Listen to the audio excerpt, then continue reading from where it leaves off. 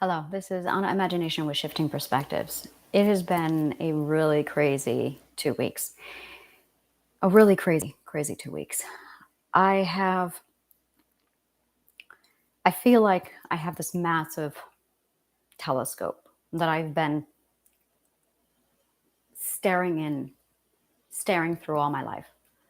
I feel like I found this telescope when I was 15 and I explored everything around it and I looked inside of it and I've been adjusting it and shifting it. And I finally got it right where I need it. This is the alignment. And I finally got it right where I need it. And now the last week to 2 weeks, I've just been tightening that focusing knob and focusing and zeroing and right on a final point. It has been a very long 30 years. And it's equivalent to feeling like I just climbed my Everest and I found my cave and I put my bags down and I went, all right, this is where I'm going to be, this old wise sage, just kind of hanging out in this cave for the rest of my life. And if you want to find me, here's my cave. But I'm not going anywhere. This is me now. And I've been decorating my cave all week. I've been putting up banners and I've been realizing which parts of me need to come into the cave. And I realized all the parts need to come into the cave. That was something I was slow to realize. And I'm sitting here going, I'm 43 years old. Why has it taken me this long?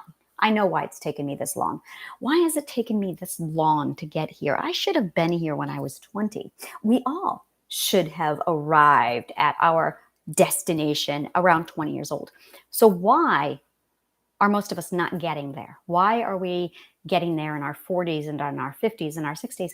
And I realized it's because instead of our parents and our society nurturing our identity to this point, here's your identity, here's your authority, instead, they've been hoarding our authority from us, destroying our identity, and leaving everything up to our subconscious mind while they dumb us down. Dumbing down America. My God, I haven't said those words in 20 years. Oh my God, let me see if I can remember the author. I cannot remember. I was a senior in high school when I did an entire, so this is a fun story. Our teacher, my English teacher, was very fond of deliberately doctoring grades to make herself look great as a teacher. I had a problem with this. So she had us pick out our essay for our regents. This is, by the way, was college level. This was like we're getting college credits for this course. This was advanced placement. It wasn't just a high school class. It was also my college. It was part of my college. This is probably the only college I took, actually, was my advanced placement classes in Spanish and in English. And she said, write your essay. This is supposed to be graded. You're supposed to get a grade on it. And it's going to be blah, blah, blah, blah, blah. And I'm like, okay. I chose education in America. And I used a plethora of sourced materials to prove that, well, Thomas Sowell, I think was his name. And he published a book called Dumbing Down America, where he explains how the education system in America is on purpose being turned down and declined to keep Americans stupid. And it's worked. If you want somebody to remain a slave and obedient, all you have to do is take away their education. Because ignorance makes for the best slaves, which is why women weren't allowed to read for a very long time, which is why slaves were not allowed to learn how to read, which is why books are banned in certain religions, which is why going to college is frowned upon by other religions. True story. And it's why philosophy has been taken out of our curriculum over the last few hundred years, because they don't want us to think. So here I was, 18 years old, writing this entire 2,000 word, God, that seems like nothing now that I've written books. It was a lot when I was a kid. Maybe it was 10,000 words. No, it was probably 2,000 words, but it was a full essay on dumbing down America and the education system. Well, I turned in my thesis and the teacher scrubbed the project, literally scrubbed the entire project. We kept asking her, what's going on? Where's this essay? This essay is like 50% of our grade, and it's going to get us a college credit. Where's our grade? And her response, she looked right at me and she said, we're not doing that. And we all like, well, why not? And she goes, yours was exceptionally bad. And she glared right at me like, you know what you wrote. Now, I really thought that I couldn't write for a very long time because of this teacher, because she put a toxic belief in my system that told me, oh, well, if my English teacher said I can't write, I can't write. No, she just did not like being called out on the pure logic that her teaching was horrific because, well, it was done on purpose to keep us all stupid and ignorant so that we couldn't figure out the system. And the system, in the meantime, is telling us what we can and can't learn, and books are being doctored by the winners to determine exactly what it is we are going to know about. It's basic societal control. So I'm looking at all of this crap. And I'm looking at where I am now, and I'm going, I get it. Our conscious awareness has been turned way down so that it's taking us 50 years to figure out who we are instead of 20 years like it should be. Well, I know how to correct this. This is very easy. Easy, but hard. It's very simple. You just raise the conscious awareness education and you recover the identity, and then you turn down the subconscious mind. And the subconscious mind is activated only because the conscious awareness and the identity are not participants. When the conscious awareness and the identity are not active and aware and participating in life, the subconscious mind has to do all of the work of all three people. So the subconscious mind says, oh my God, I'm overworked. I got to take care of conscious awareness because conscious awareness sure isn't waking up because the education system in America is turned down so low. And the identity, well, that's just in my way. And, I got to keep her safe, and I can't keep her safe if she's here interfering with her adventures. So we got to throw out identity. So you have subconscious mind stepping in, taking on the role of identity, taking on the role of conscious awareness, managing all of it. But the subconscious mind was not designed to do that. The subconscious mind was designed to run on an autopilot, and it's a machine. It's an AI. It is an AI, which is why it learns. The subconscious mind is a machine with AI. And it's rogue, and it's literally corrupted the entire system, and it's run off with it. And we're all running off of these automated machines in our systems, in our brains. And it's all going fear, control, fear, control, fear, control. And that looks like narcissism in one person. And it looks like codependency in another person. And it looks like PTSD in another person. And it is borderline personality disorder in another person. And it is suicidal ideation in another person. It is depression. And it is being stuck and delayed in grief for a prolonged period of time in other people. That is what happens when the subconscious mind runs things. That is fear and control. The opposite of fear and control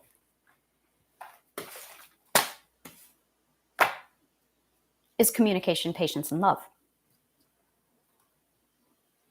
And that's run by the identity. So if the identity has stepped into its position and it embraces communication, patience, and love. Communication, by the way, is your defense system. It's your boundaries. Communication is your boundaries. It's what we're supposed to have when we're loyal to the identity. But we're not loyal to the identity. Our subconscious mind has made us loyal to our abusers to keep us safe. So your conscious awareness is all the way down here, oblivious to all of this. And you can't figure out why you can't keep a job. You can't figure out why you have so many lovers that just keep hurting you. You don't understand why every guy you choose just turns out to be a really toxic asshole. It's because your subconscious mind is running on autopilot and has programming installed inside of it. And it just keeps doing the same thing over and over again because it's in control and it's stupid. Raise your conscious awareness, get your identity in here, and things will change. It is that simple. So how do you do this? Well, that's what I teach. How you do this is, first of all, by becoming aware that you have these other two people in your life. You know about conscious awareness, barely. You all know about the subconscious mind, but we know nothing about it. And identity, you guys don't even look at that. Don't look at that. The subconscious mind has made sure you don't look at that, because that's part of what the subconscious mind plans on doing. So I can sit down and I can walk you through a million classes showing you how the subconscious mind thinks, all of its little tricks, which I do, how to recognize when the subconscious mind is being rogue and stupid and its own thing, and then showing you what the identity actually looks like: communication, patience, and love. So when you're not using communication, patience, or love, it's because your fear and control is in charge. Fear and control gets ugly.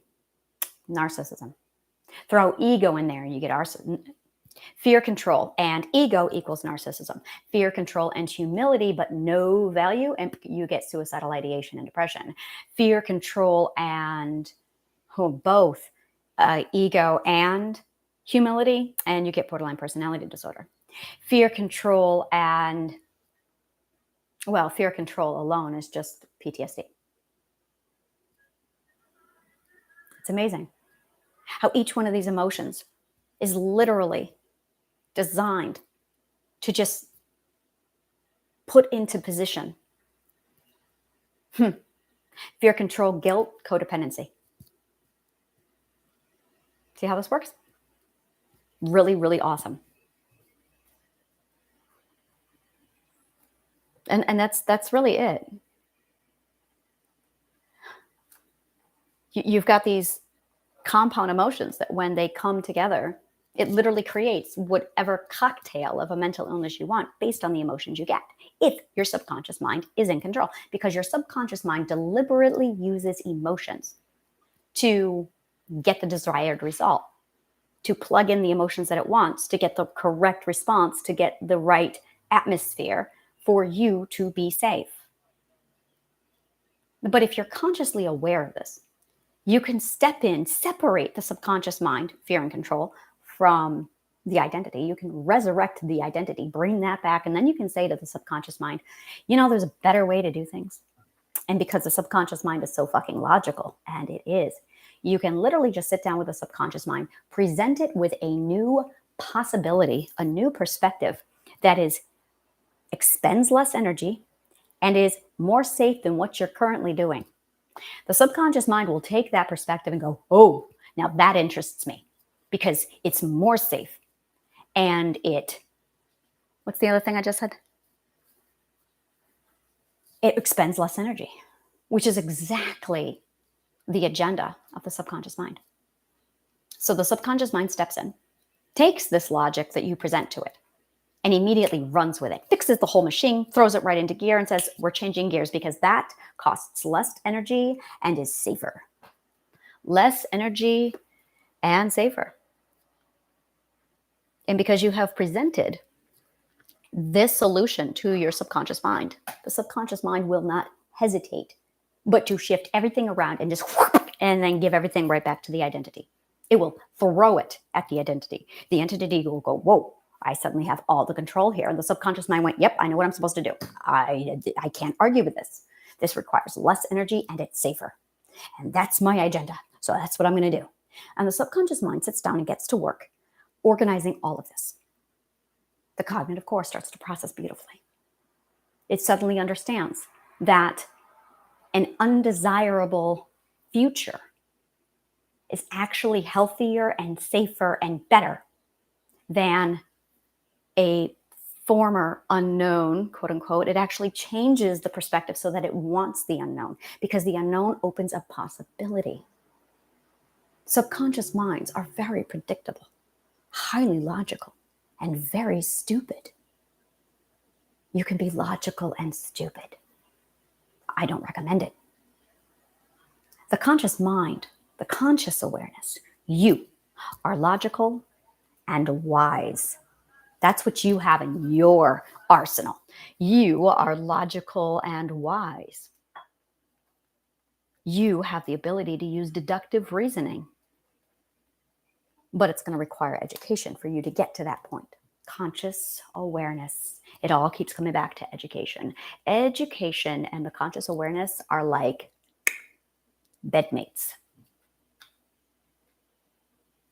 Now, identity. Identity's agenda is freedom.